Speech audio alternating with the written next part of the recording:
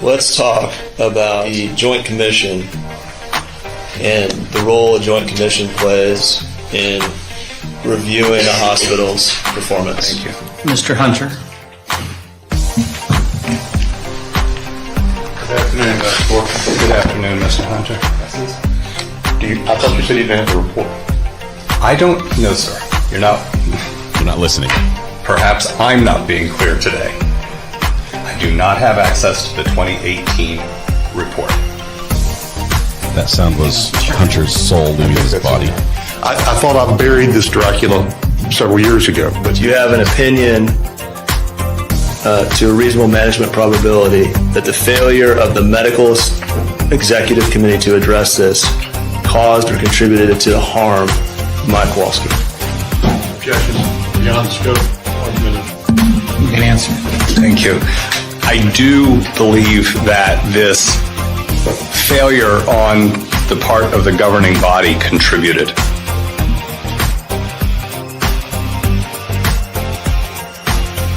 And this particular individual happens to also be remarkably charismatic and have phenomenal hair to combine with my, I guess, phenomenal beard.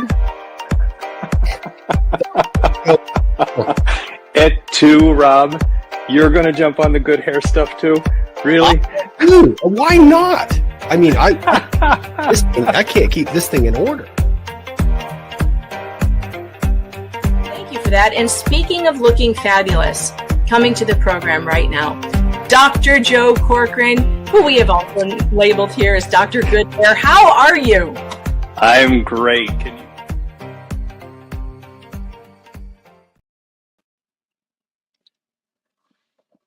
Hello, advocates. I am so happy to be back, and I missed you guys. And just want to give you a heads up. I am hearing 2 soundtracks about 7 to 10 seconds apart. I'll try to figure that out during the programming. But if I look confused, I am confused. And it's just trying to get that all straightened out. I have no idea why that happens probably half the time that I do this programming, but my apologies. Hey, it is great to be back. And let me just start by saying how much I love you guys. There's a lot going on. There's lots of moving parts. You guys will probably hear about one of the more shocking elements in a couple of weeks, if it gets that far. Might be trial related. We'll see about that. But not going to talk about it tonight. Not going to talk about it for a little while. But anyway, I just wanted to make you aware. Well, now I can't hear anything. Dang it. All right, I've got to get some sound back, but I will find it. I promise. Yep. We shall see. Sorry, guys. Let's try this again.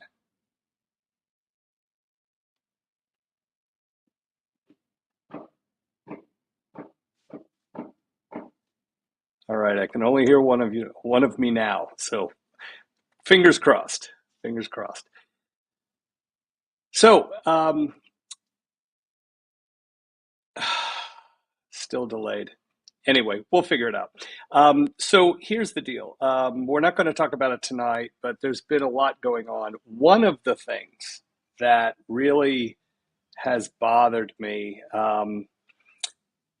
was just trying to figure out, again, we are figuring out together what this channel's about.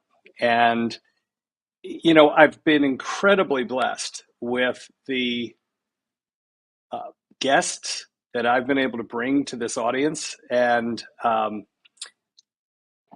think that the insight that you've gotten, not only from folks like Greg Anderson and Nick Whitney, and not only from, people not related to the trial, like Fred and others from the trial,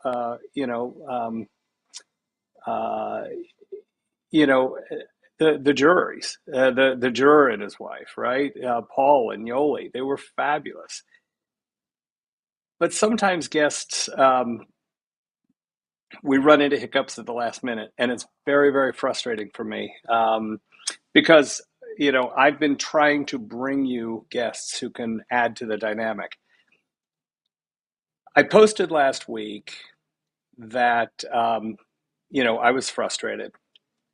The feedback that I got from this audience, from this community, was so good for my heart.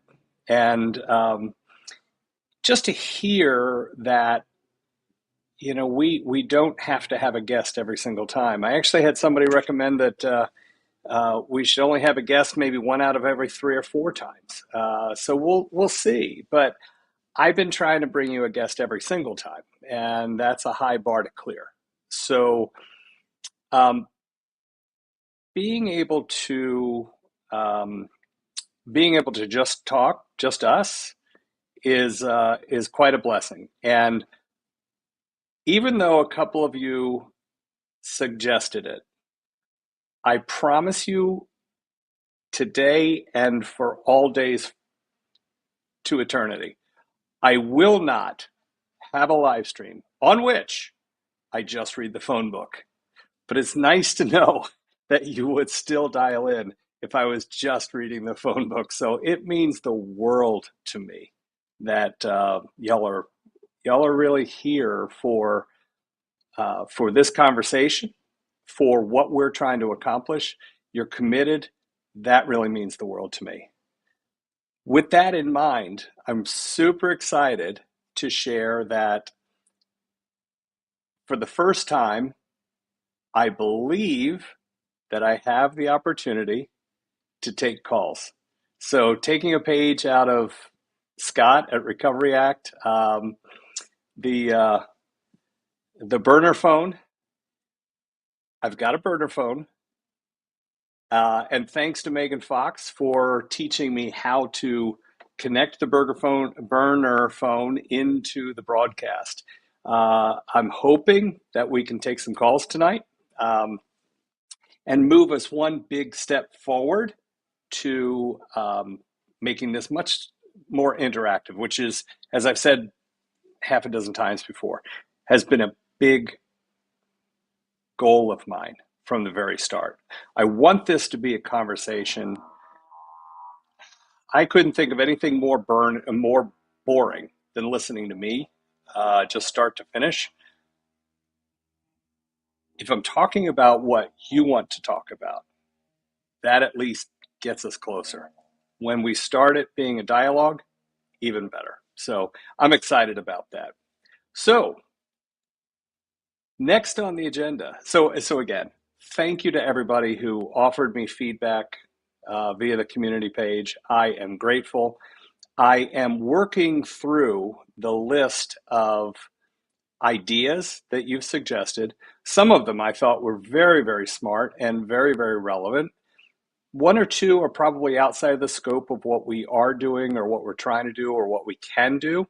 But I hope to at least acknowledge all of them in the coming weeks. I also just want to let you know that I will have some really interesting guests coming up. What I'm thinking is that I'll leave 1 show a week for a guest. But then I'd like to have more one-on-one conversations like this with you. I also know, thanks to Gothic Brina, she reminded me that I owe the members a members only call.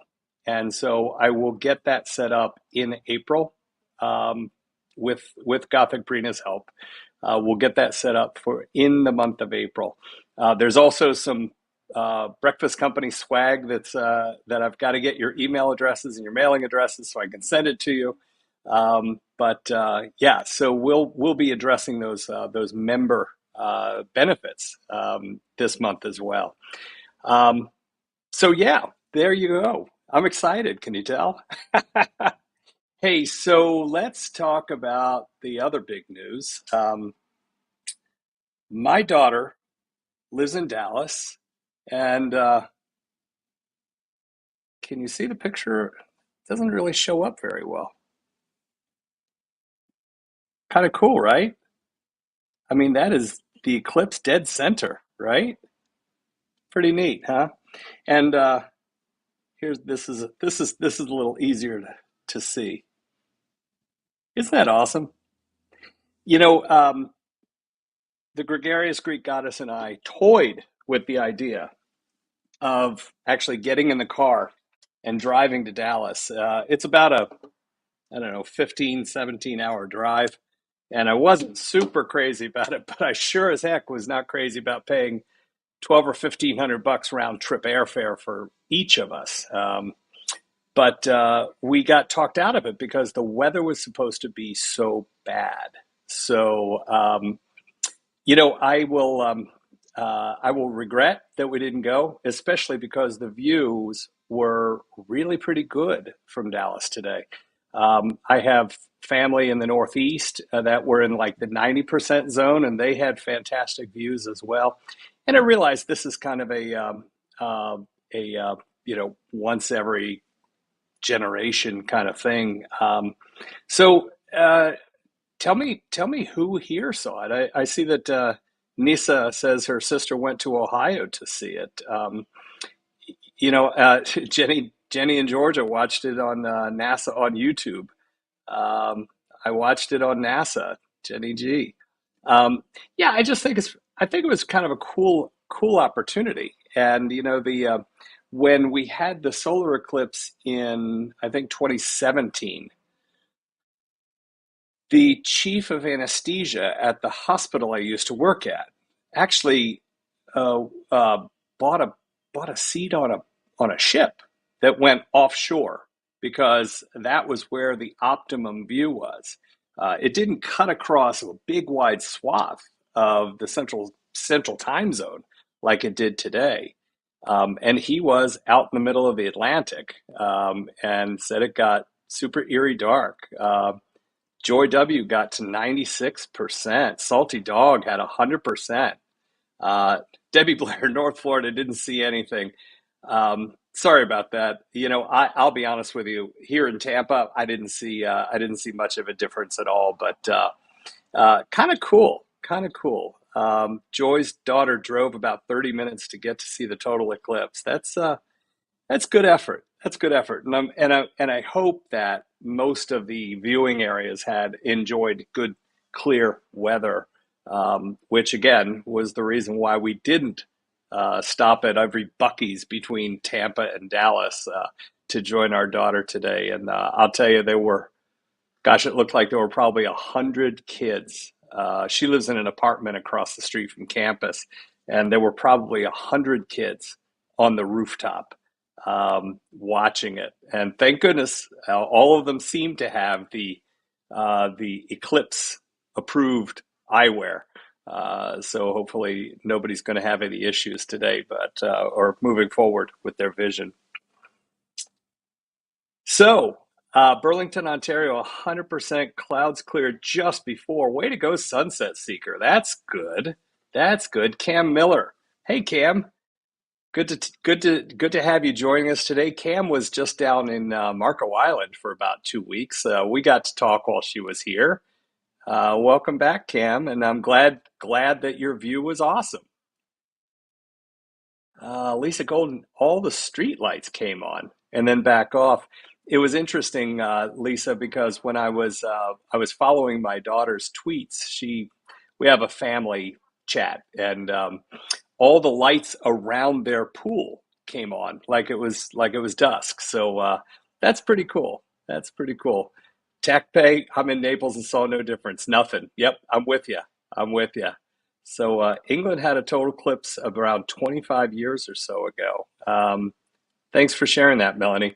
I have been told by my sister who lives in the mid-Atlantic DC area that there's another one in 2044. So don't worry, you get a second chance. If you're having fear of missing out and want to see the next one, it's only 20 years away. So we've got time. Let's all stay healthy and make the right choice 20 years from now. So, more on topic. We've got a big week ahead next week. You know what? Give me 1 minute. I'm going to try to solve this this sound problem. Let me see what I can do here. Give me 1 second. Can you hear me now? I can't. It says that I should be able to hear you, but not coming back to me. So I'll figure it out. Let me turn this down.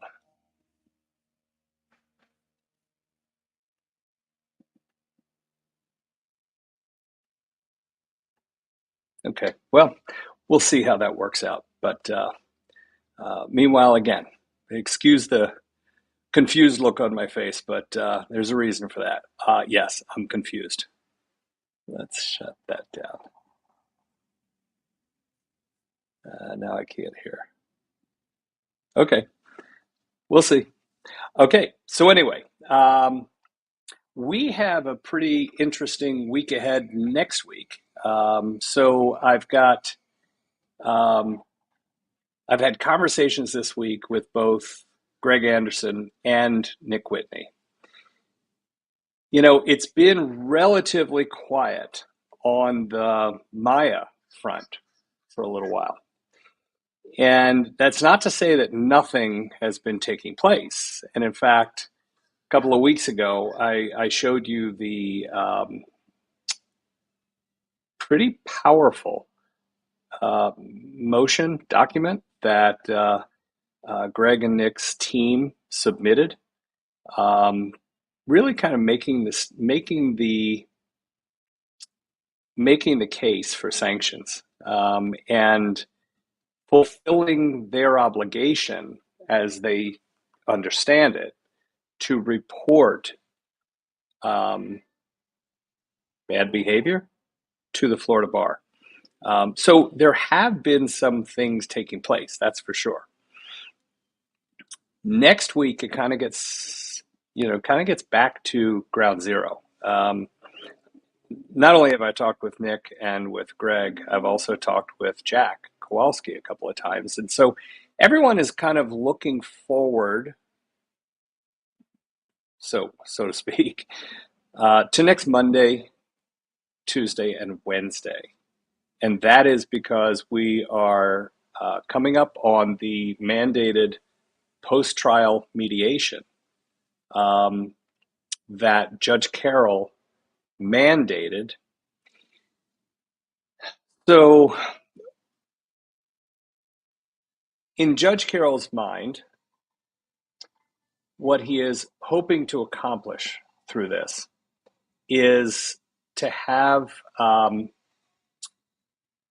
the grown-ups in the room who are not only, Team Howard and Team Greg, to have the representatives of the defense counsel and the plaintiff's counsel, to have Maya and Jack as the adults who are party to the Kowalski's part of the case. I believe that Kyle is invited and allowed to attend, but not required. Jack and Maya are required by the judge's order. But also decision maker level representatives from the hospital itself, not just their attorneys, not a hospital representative, one of the physicians who sat in every single day during the trial, but to have someone from the hospital who has the authority to agree, yes, we're going to settle this today. We are going to put a bow on this today. A decision maker level representative from Hopkins in Baltimore, so the mothership, because they have a big role in this as well. also representatives from both insurance companies, which back up the Hopkins system, each of which will have to write a check when all of this is said and done. So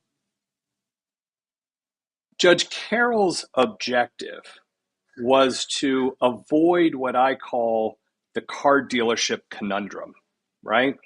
And that's where everybody gets into a room, just like you go into the sales rep's office when you're buying a car, and you hammer out the absolute possible best deal you can make with that sales rep.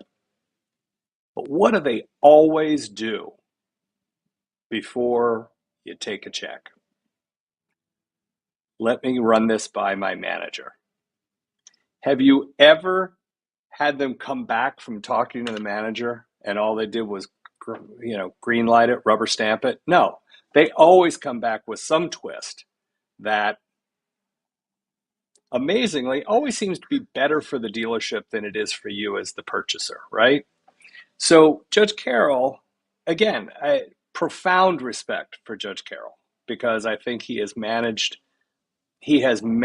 his role in this trial so well and so thoughtfully.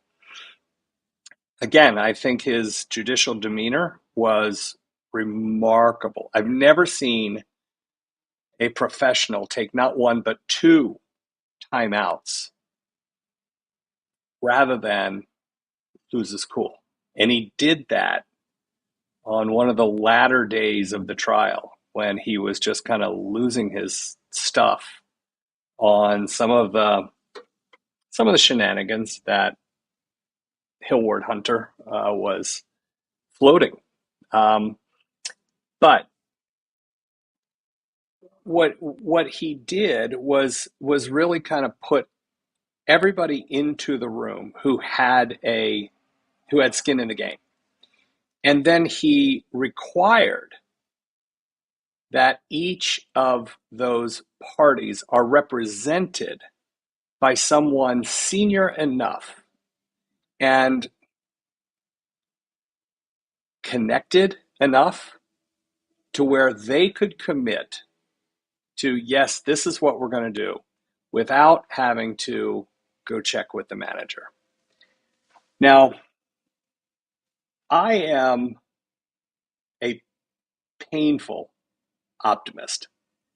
I believe in the better angels that Abraham Lincoln talked about when discussing the end of the Civil War. I do believe that we inherently want to listen to our better angels. I can tell you with certainty that I am a party of one to that. I can tell you that I know that Greg and Nick are both less optimistic than me. I won't say pessimistic, but less optimistic, less hopeful. Honestly, I have a theory that if they could put Jack and Maya and Kyle in a room with the representatives from the two insurance companies and from Hopkins, and sure, throw in the representative from Johns Hopkins All Children's Hospital as well. And if they spent 30 minutes talking, I think that they would find, just as I did, that the Kowalskis are just such a genuine, grounded, loving family. I think it would be very hard for them to walk away and feel good about them to continue to deny justice and resolution, closure to the Kowalski family. They have been able, since the judgment was entered in mid-January, they have been able to resume talking with therapists, family counseling, to address the trauma of losing Beata. I mean, keep in mind, Maya was 11 years old when she lost her mom. That means Kyle was 9, maybe 8. It's a lot to process. It's a lot to process. Jack lost his partner. So, yeah, I would love for them to be able to get back on that track, which was denied to them in the lead up to the trial. So, again, fingers crossed. But I am the optimist in the bunch for sure. But again, the meetings are taking place in the Hillward Henderson offices here in Tampa. They are taking place on Monday the 15th, Wednesday the 17th. And I am anticipating that I will be in kind of at least daily conversation with Greg and Nick, but I also know that they're not really at liberty to share a lot of the details. But if there's anything that I am allowed to share, that they're allowed to share with me, that I'm allowed to share with you, trust me, I will bring it to you. So fingers crossed, say a prayer, keep the whole Team Maya in your hearts, in your prayers. Next week presents a huge opportunity. And even though there's not a ton of optimism that the opportunity will be realized, if those better angels show up, we may be putting a bow on this in about a week and a half. So send your positive thoughts out to Team Maya and pray for understanding with the Hopkins team as well. So Gothic Brina, I just saw a comment that you made about a bird flying in and flying out. I have to tell you, I'm not super proud of this, but I do tell you, I have porches that wrap around the back of the house. Okay. And over here, you can see I've got my fireplace, and over at this end, I've got a refrigerator and a bar and a TV, and I watch my hockey games out there, and it's great. So because it's covered, we have mourning doves that frequent this area, and they have decided for the last several years that they would crawl up in, see this cabana curtain right here? They get up on top of the cabana curtains and they build nests. And what you can't see is that adjacent to where their nests are built, there's an awful lot of bird poop, and it drives me nuts. So I know Patty is watching. Honey, please don't give me grief about this, but I want to show everybody. $10 on Amazon, and I can get those doves to leave their nests. It's harmless. It's just water. And I just kind of put it in their general direction. I very rarely can make contact with them. If anybody's ever done dove hunting, which I have not, they're hard to hit. And with a water gun, it's even worse. But Patty just texted me. She just texted me, no. I know. You know what it is? I think all of us have a 7-year-old inner child. And this absolutely taps into my 7-year-old inner child. And hey, if we can get the doves to find another home, even better. So yeah. So Gothic Brina, you saw the dove coming in. They've actually gotten smart enough to where when they see me sitting here, because I'm in front of a sliding glass door here and here, they kind of freak out when they see that guy. So Oh, that's kind of crazy. So anyway, all right. So I want to move on to a very interesting case that I just became aware of this morning, and I saw. Oh, right. Patty is correct. You need to know that none of the doves have actually started nesting yet. Um, I am getting them unsettled before they settle. There have been no eggs, there have been no nests, there's been no nothing. We have had nests with eggs and chicks in years past, but that's also where the bird poop comes from. So I just want to let you know I'm not harming, I'm not breaking up any families. I'm very pro family, but just trying to keep them, encourage them to find another place. That's all. I'm having just a little bit of fun doing it too. So anyway, I want to share this story with you, Sally. I hope I can figure this out. So this was on Fox News this morning, and full disclosure, I look at Fox News, I look at the Wall Street Journal, I look at CNN every morning. Try to get a panoramic view. The only place I've seen this was on Fox News this morning. Why am I not? Is this showing up? Oh, there we go.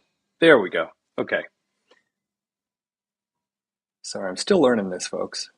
All right. Washington State woman who lost custody of adoptive daughter due to medical abuse claims sues hospital. Sophie Hartman alleges that the medical abuse accusations against her ruined her reputation and financial stability. So, kind of an interesting story. If you think about it, it's a variation on the Maya theme. Thank goodness there wasn't a loss of life associated with it, but it's a shocking story. Sophie Hartman, a Washington woman and the adoptive mother of two young biological half-sisters from Zambia, was charged in 2021 with medically abusing the younger of the two girls, allegedly subjecting her to about 470 medical appointments over 4 years. So that's 2 appointments a week, every week for 4 years.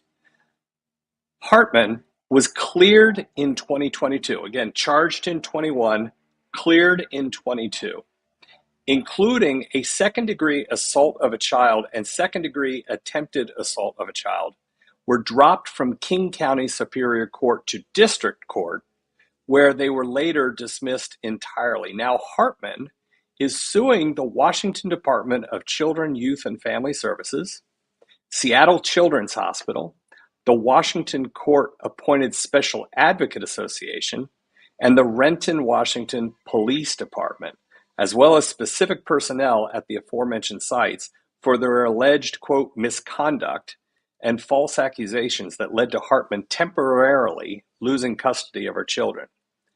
The Hartman family, the lawsuit alleges, were victims of a system of secrecy and unchecked authority without accountability, which led to the separation of the family based on false and outrageous claims of child abuse or neglect of their youngest adoptive daughter, identified as CH in the 142-page complaint filed on March 18th. Quote, while preparing misleading claims of child abuse and criminal charges, numerous defendants took their leisurely time and accessed medical records to create a contrived narrative that Sophie had manufactured a complex medical condition to gain attention for her own dysfunctional psychiatric need, the complaint states. Goes on to say that the problem is the child's condition was real, as was validated by medical experts. Specifically, the lawsuit says CH has alternating hemiplegia of childhood, or ACH, alternating hemiplegia of childhood, a serious and rare condition that was diagnosed by the world's leading expert in the field, Dr. Mohammed Mikati of Duke University Health System, long before the defendants ever met CH. The defendants allegedly accused Hartman of exhibiting signs of Munchausen syndrome by proxy. There it is. That pops up again. MBP is a psychological disorder in which an abusive parent or caretaker makes up or causes an illness for a person under their care, often the parent's own child, who is not actually ill, in order to receive special treatment or attention. The NIH, National Institutes of Health, says ACH is, quote, a rare disease characterized by recurrent attacks of loss of muscular tone, resulting in hypomobility, less reduced mobility of one side of the body. While SCH, DYCF, and RPD staff, so Seattle Children's Hospital, the Division of Youth and Child and Family Services, and Renton PD, accused Hartman of fabricating her daughter's illness and subjecting her to unnecessary treatment for attention, Hartman says in her lawsuit that it was the other way around, that the defendants were blaming Hartman instead of providing adequate care to her daughter. Sound familiar? A statement from Seattle Children's says, quote, Seattle Children's takes our responsibility to protect the health and safety of our patients seriously, but we cannot comment on this specific case due to pending litigation. Not a surprise there. Renton PD Chief John Shute told Fox News Digital in a statement that his department was recently notified of pending litigation and officials are reviewing it with their attorneys. I firmly stand behind our officers, detectives, and the integrity of the investigation. Washington DYCF told Fox News it does not comment on pending litigation, like yada, yada, yada. Hartman also alleges that the defendant's misconduct and false allegations ruined her reputation and destabilized her financial situation. The media reported, this is crazy, the media reported that Sophie went on a PR tour for her sick adopted African child, and that she, as a, quote, white Jesus-loving former missionary who strapped her, quote, little black girl born in Zambia into a wheelchair. It was also reported that after adopting two siblings from Zambia, Hartman rode a wave of self-generated publicity that started with a book she wrote about her missionary work in the African nation that led to her adoptions, the lawsuit states. Hartman is alleging that due to defendants' false allegations against her, she was, quote, painted as not only abusive, but also as having made up her child's very real medical symptoms for purposes of publicity and to sell books. Look at this. Hartman spent $2.85 million. Let me read that again. Hartman spent almost $3 million, quote, fighting the baseless allegations against her family and ill-founded criminal charges brought at the urging of Seattle Children's Hospital and the Division of Children, Youth, and Families, the complaint states. Each of the defendants' alleged misconduct, quote, contributed to the massive harm in various ways, from prime movers who abused patient confidentiality and medical records, who devised a wild story from whole cloth, to investigators who have a duty to investigate and not become mob participants. Sound familiar? Hartman's attorneys go on to condemn RPD and DCYF for obtaining, quote, her private and highly confidential prayer journals. These are diaries, people. Her private and highly confidential prayer journals, which were in boxes in Sophie's garage after police raided her home. These prayer journals contained Sophie's most private thoughts and were never intended to be seen by anyone else, let alone publicized openly in court and used by the media. DCYF used cherry-picked portions from the hundreds of pages of prayer journals in court to attempt to show that Sophie was an unfit mother, the complaint says. Court documents filed in the 2021 criminal case revealed that some of Hartman's journal entries mentioned instances in which she lied about having different illnesses when she was younger, including meningitis and mono. King County prosecutors told the News that there was not enough evidence for a federal case, which is why it moved it to a district court and then ultimately dismissed the charges. In one entry, Hartman allegedly said, quote, "When it comes to suffering, I am a compulsive liar, exaggerator." Pretty damaging. But again, private utterances, right? This is your prayer journal. This is your most personal diaries, right? Hartman, who was originally from a small town in Michigan and moved to Zambia when she was 18 years old, authored a memoir about her experience there in 2016. 18 years old. Moved away on her own, not with her family, on her own. Quote, "After hearing the Lord speak clearly that he wanted her to move to Zambia, she courageously defied all that her family and friends hoped for her and began her life in Zambia, all because of a love of Jesus," a description of the book on Amazon reads. This story then goes and references, in a similar case that made headlines earlier this year, Florida teenager Maya Kowalski and her family won $200 million after they accused a children's hospital falsely claiming Kowalski's mother was exhibiting signs of Munchausen syndrome by proxy and medically abusing her daughter. Kowalski was placed in government care while she received treatment for her rare illness, and her mother later died by suicide. A jury sided with the Kowalski family, saying the hospital wrongly accused her mother of abuse.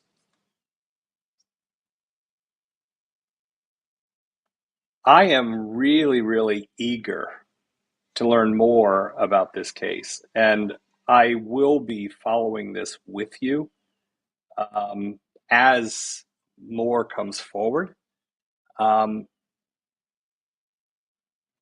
This absolutely has parallels to what we all went through as advocates, as interested parties to the Kowalski Johns Hopkins All Children's Hospital trial. This is not that different than the story of the Sullivan family that we heard from Spike Cohen when the last time we got together. This is not unlike the Hernandez case in Georgia that, Megan Fox has been doing a phenomenal job of getting out in front of the public. The Timms family, also in Georgia, also being supported by You Are the People. You Are the Power, sorry. It's shocking to me that there are this many cases that are all following this pattern. And I've got to believe that there's a better system. Again, I shared with you the deposition testimony of Dr. Eli Neuberger that was presented to the jury.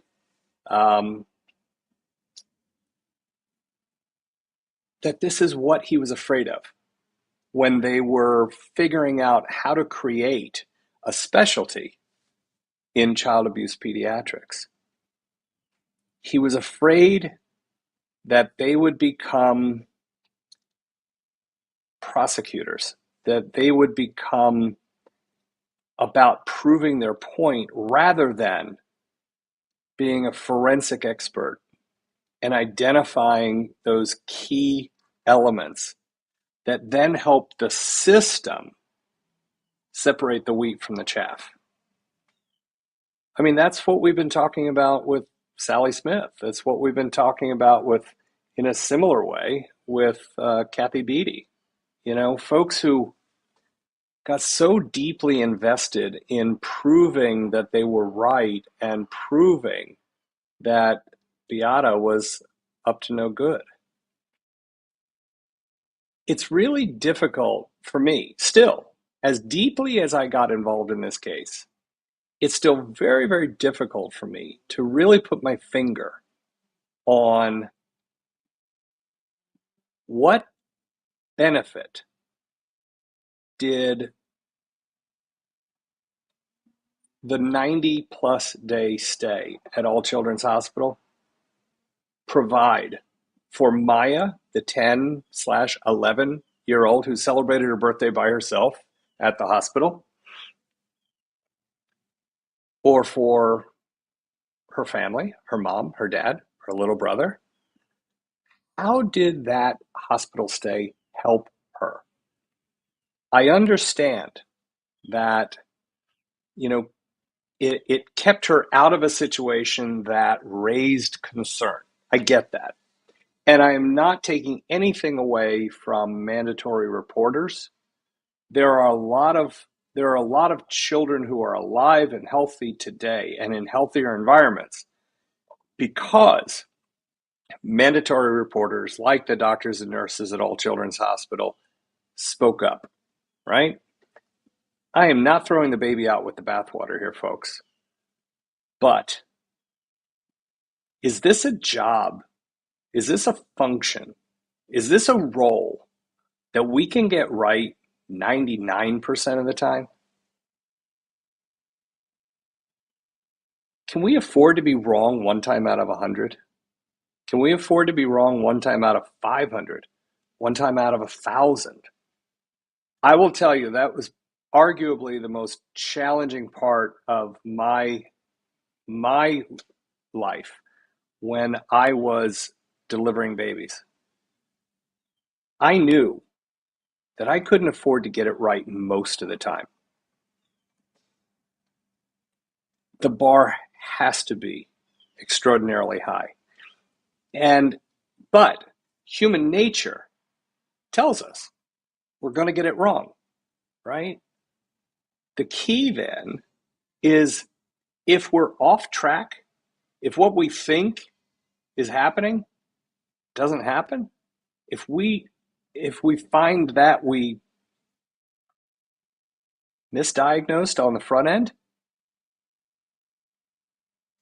the important part is to get to that aha moment quickly. Pull back. Have some self-reflection and say, hey, let's rethink this, right? So in Maya's case, if this was a case of Munchausen by proxy, as we heard over and over and over again, and that's a diagnosis of the mom, not of the baby, right? So, and that was made clear in the trial. But if that was the theory of the case, that the mom is causing her 10, soon to be 11-year-old daughter to have these symptoms, and you separate the two of them, and other than an occasional phone call, they had little to no other contact. They had no physical contact for months. And yet, it didn't get better. It didn't go away, right? And, even Sally Smith, in one of her infamous text messages, said, she's only 10 years old. She can't, if this is a charade, she can't keep up the charade forever, right? So she showed awareness of the limitations, right? And yet never demonstrated the self-awareness to pull up and say, hey, let's rethink this. Are we going down the right path? I think there are a lot of folks that go into the child abuse physician training with very, very, very good intentions.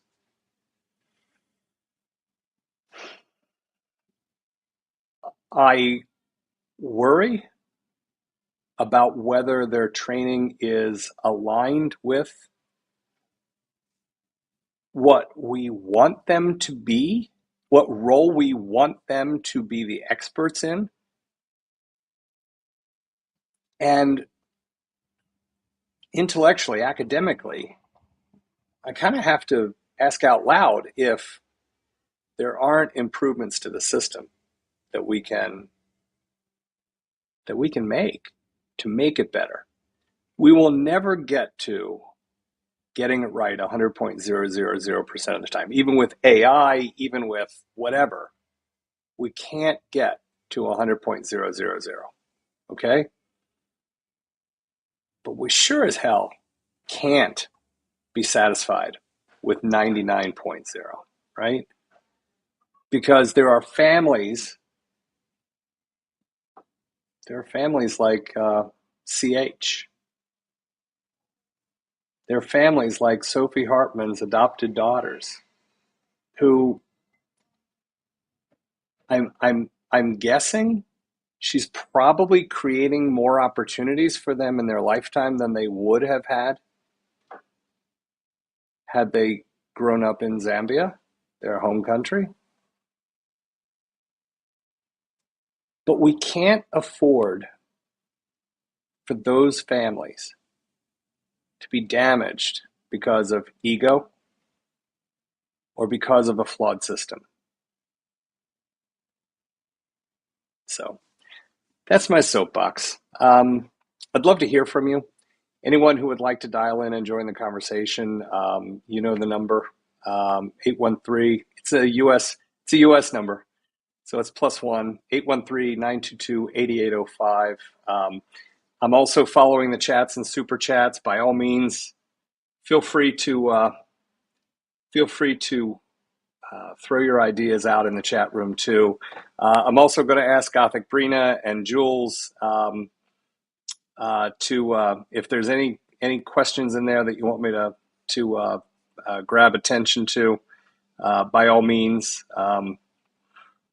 put them into the chat. Okay.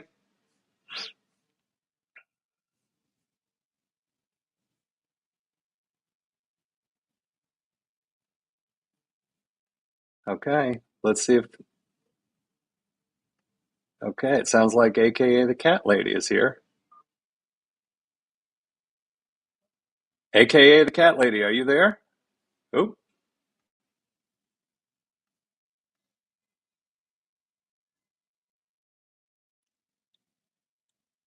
Nancy, are you there? Hello, Nancy. Just give me a thumbs up if you can hear Nancy? Nancy, make sure that you are muted on your screen at home. But you are my very first burner phone guest. Thank you.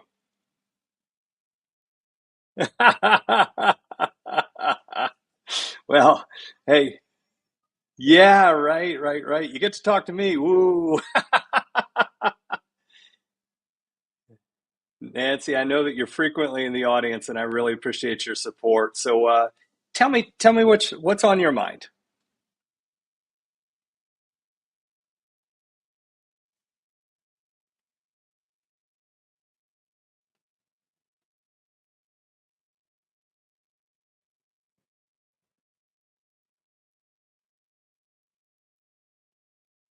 Oh no, Nancy, hold on. I'm seeing in the chat that they cannot hear you. Oh man, hold on one second, Nancy. Uh-oh, Nancy, did I lose you? Oh, you're still there. Good. Okay. Uh, Nancy, I'm clueless. I don't know how to make this happen. So anyway, tell me what your thought is, and I'll share it with the group.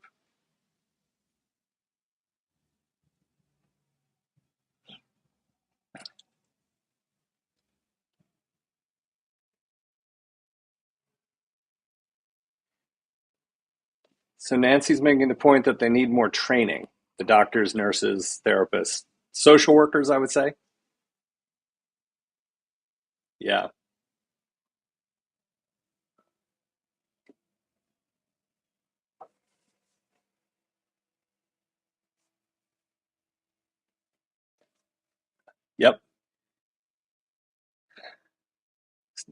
Steph.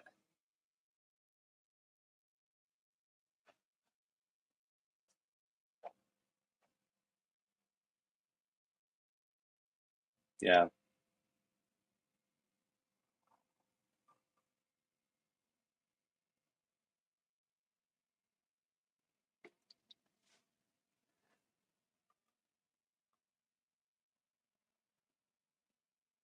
Yeah. Yeah. Yeah.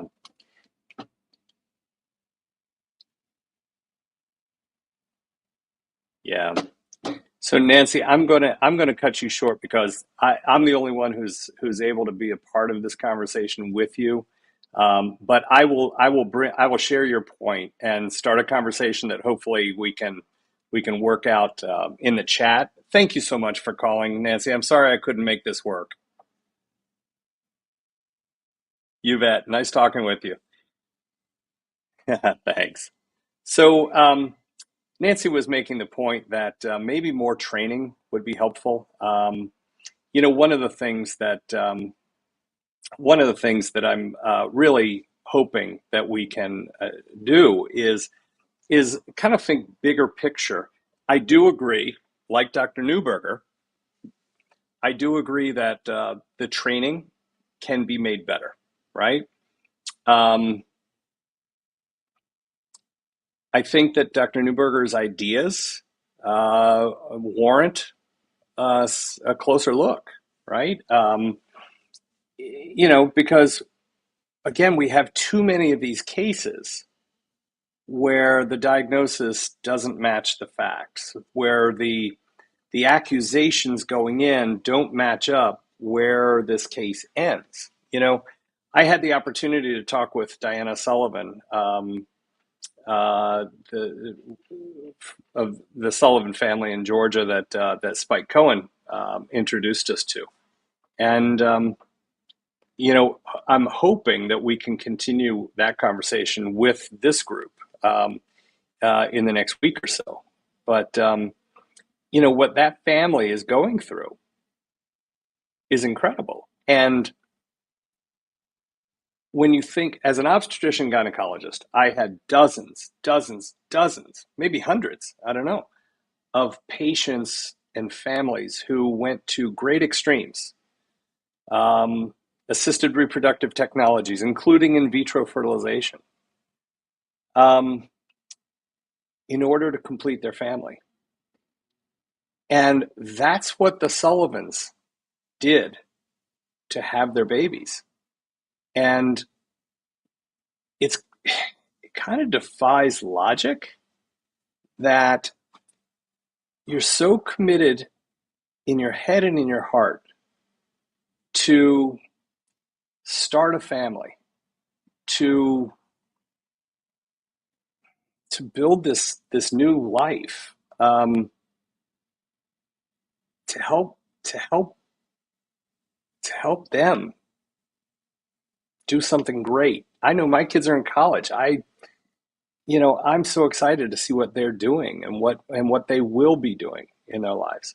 But it's hard to imagine that you could go to that length of in vitro fertilization, be so committed to starting a family that in the Sullivan's case, it was a matter of weeks later that they accused the husband in particular of criminally harming their youngest daughter. It just kind of defies logic. Now, I'm not saying that it couldn't happen, right? Anything can happen. And God knows, Dr. Scott Richards, the psychiatrist from the Maya case, talks about the 2 standard deviation rule. And that is that good people have difficulty understanding how really bad some really bad people can think, and it's because our standard is kind of over here. Bad people skew towards the end of it, and then they extend what he always terms 2 standard deviations. They can take whatever is the worst thing you can think of doing. They can go 2 standard deviations worse than that. Okay, so you can never say never. And I guess it's possible that someone who went to the extremes of assistive reproductive technologies could actually have it in their head and in their heart to harm an infant. But it doesn't seem like it would be very, very likely or very common, right? So, I am trying to work with some state legislators to get them interested enough to take a look at how the system works. I know that You Are the Power is trying to work with Governor Kemp's office in Georgia, particularly on behalf of the Hernandez, Timms, and Sullivan families.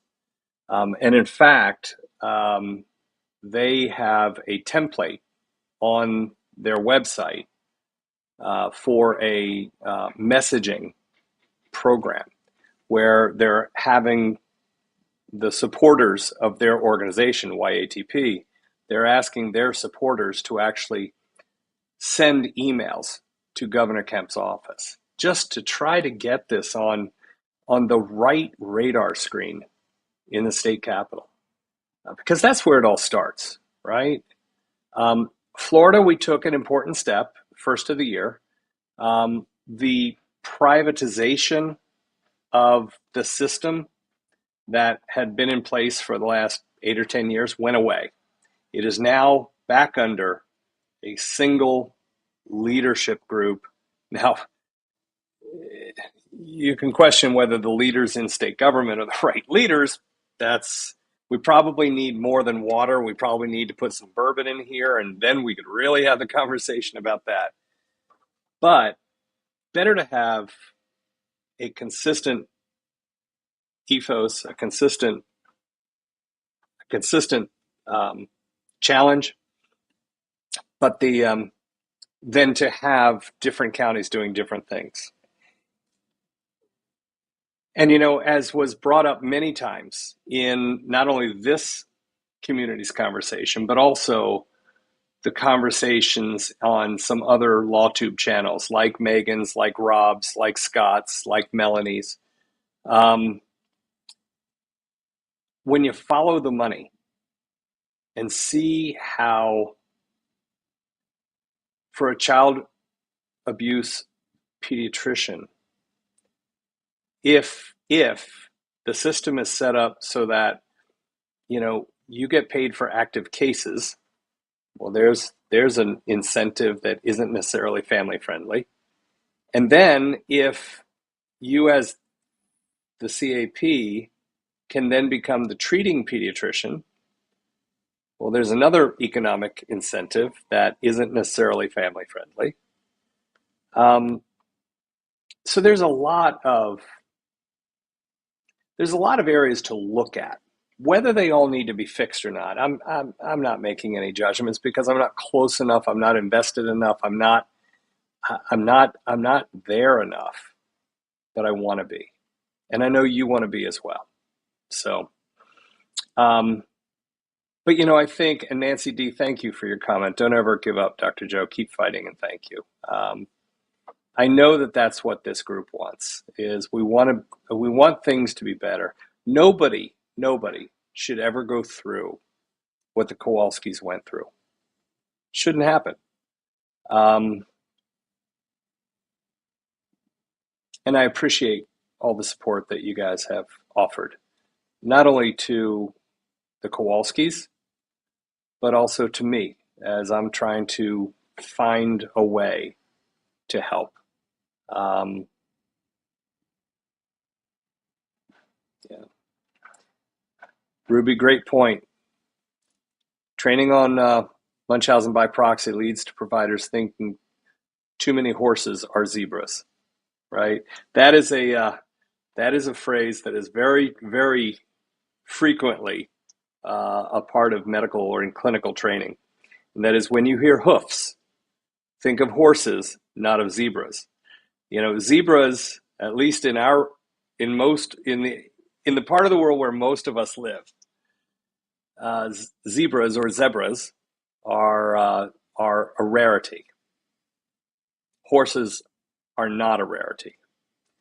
So hoofbeats should make you think of what's more common. Common things occur commonly. Seeing zebras in Tampa, Florida is not common, unless you're at Lowry Park Zoo. So common things occur commonly. Hoofbeats should represent horses, not zebras. Well said, Nancy D. Thank you.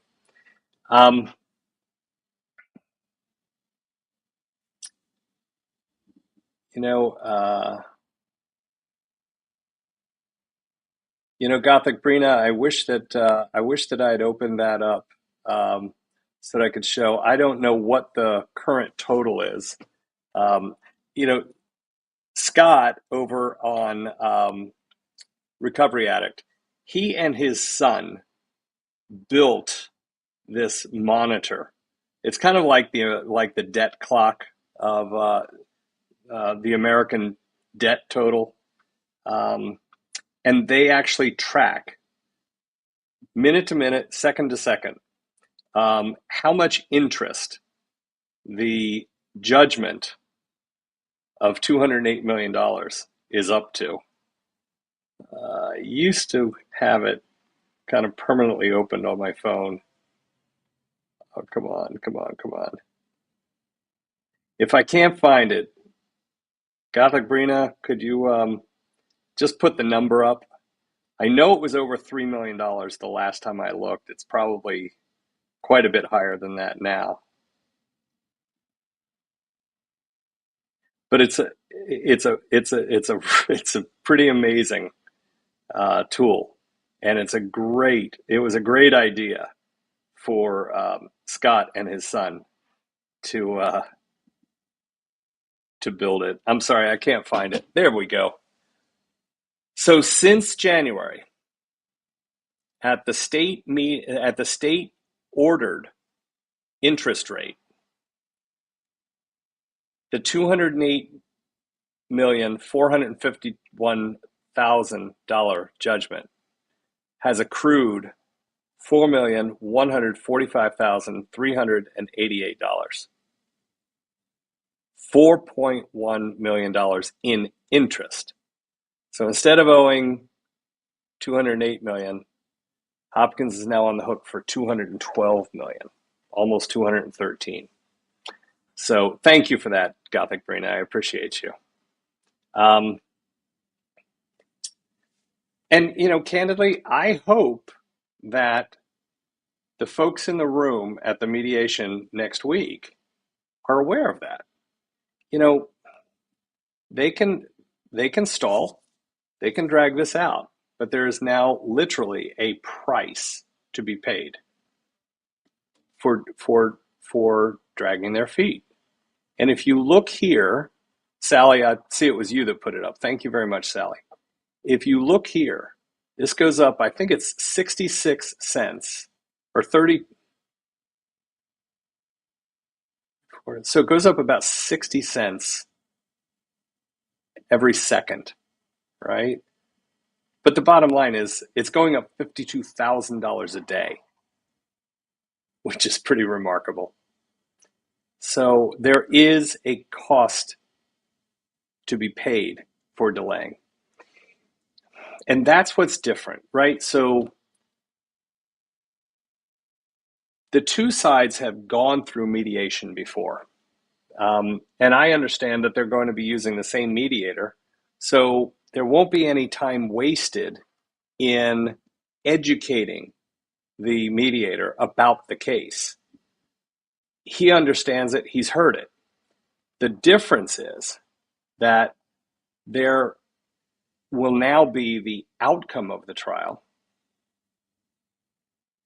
and there will be decisions that were made by the jurors. They rendered their verdicts.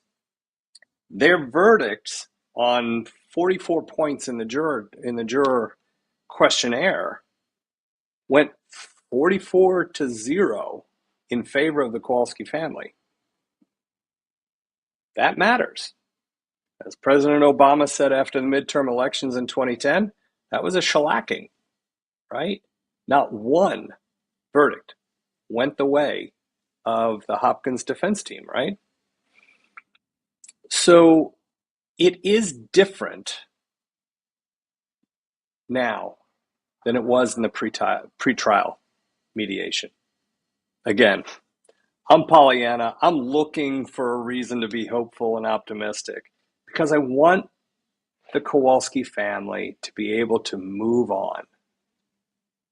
I want them to be able to be fully invested into the healing process of losing their mom, of losing a wife, of losing a matriarch of the family who was, listen, I can say with 100.000% certainty, she was a very strong matriarch. She was a very strong leader of that family. If she weren't so damn strong, we never would have had this trial. We never would have had the documentation. We never would have had her standing up to so many people and saying, this is my daughter, please take care of her. And for better or for worse, that caused confrontation. That caused some people not to like Beata. But that is what moms and dads do. We stand up for our kids, especially when they're 10 years old, and especially when they have things wrong with them that most people have never heard of and have no idea how to treat. And we've got to encourage them to ask for help.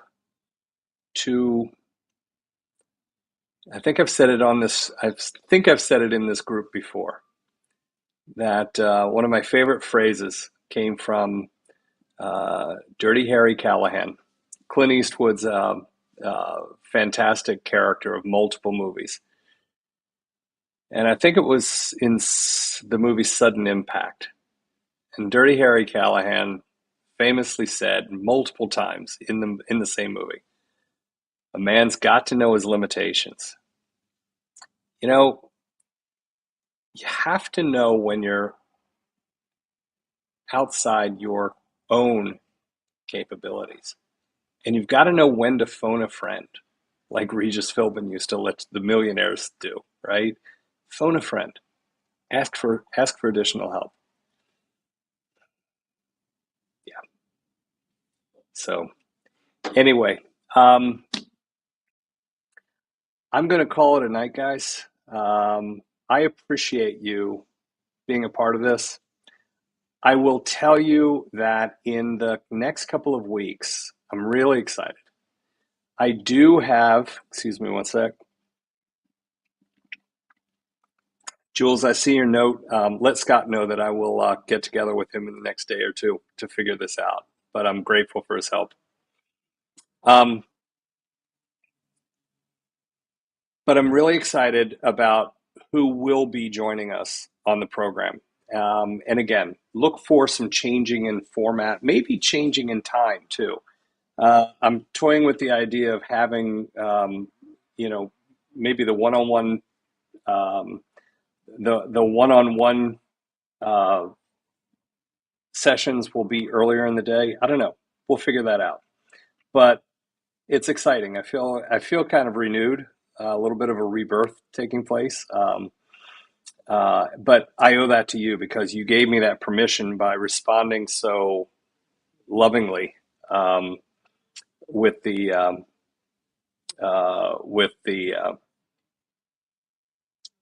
community page. Well. I have to tell you, I've got Scott from Recovery Addict. Scott, how are you? I am doing well, but nobody can hear you, and that's the sad part. I am on the air right now, but I would love to get your help to figure this out. I'm that close to being able to have a burner phone.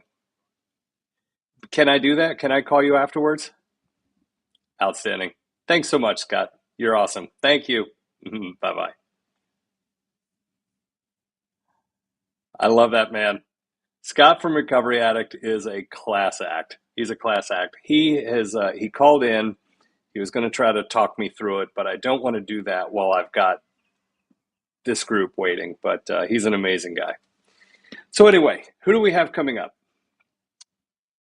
At least Jack and Maya will be joining me in the month of April. If I can work things out with her attorney, I hope to have Diana Sullivan from Georgia, the case we've been discussing intermittently today, and we discussed at length with Spike Cohen, talking about where they are in terms of the accusations that they're dealing with and the criminal allegations alleged at her husband. He obviously can't speak with us, but hopefully she can. Really interesting conversation that will probably happen towards the end of the month or beginning of May with a really interesting attorney. He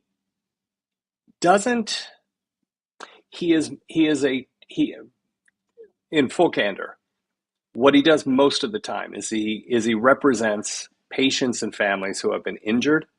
He's a personal injury attorney.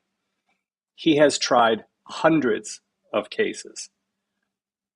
I met him recently.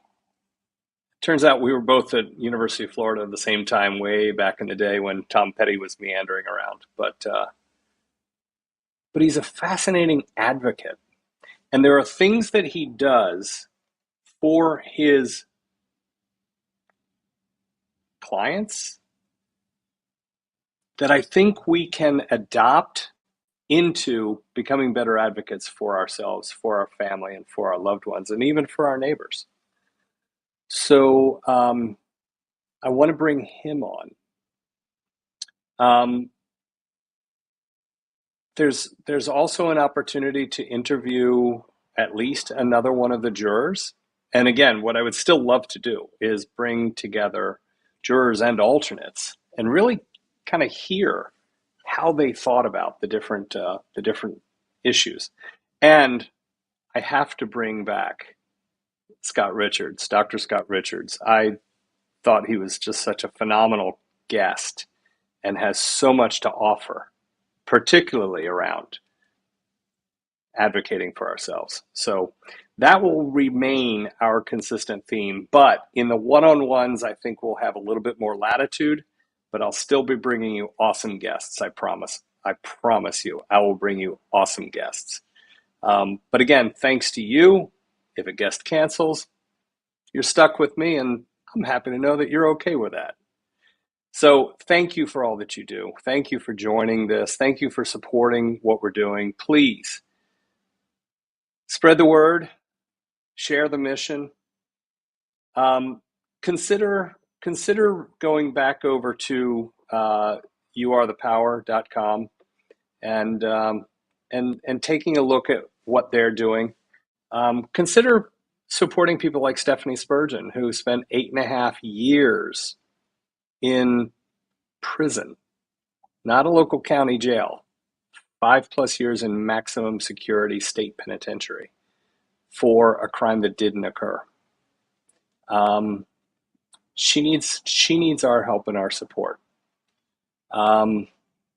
She has taken a huge negative, 8.5 years of incarceration, and she has channeled it to help others.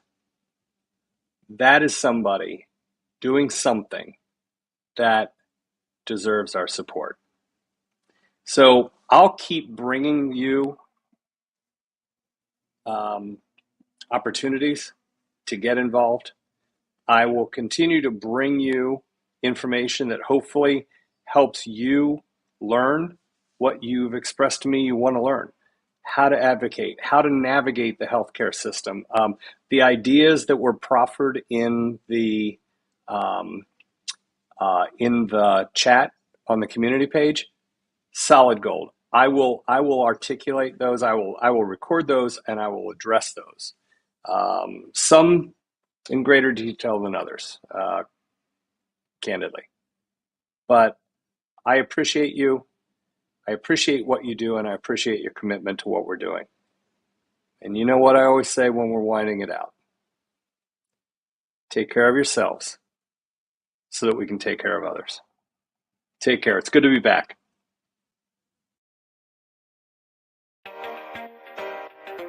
I will tell you without hesitation, I will tell you that I did not have this anywhere in my 5-year plan, Mr. Anderson.